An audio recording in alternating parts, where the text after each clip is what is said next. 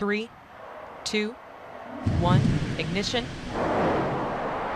And liftoff of Starliner and Atlas V, carrying 2 American heroes, drawing a line to the stars for all of us.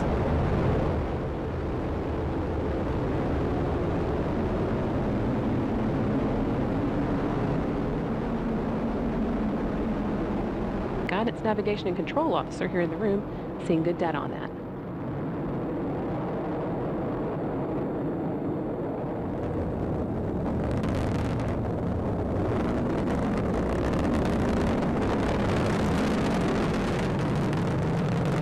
Kutrick indicating that the crew now has the ability to initiate an abort manually if needed. All looking good so far.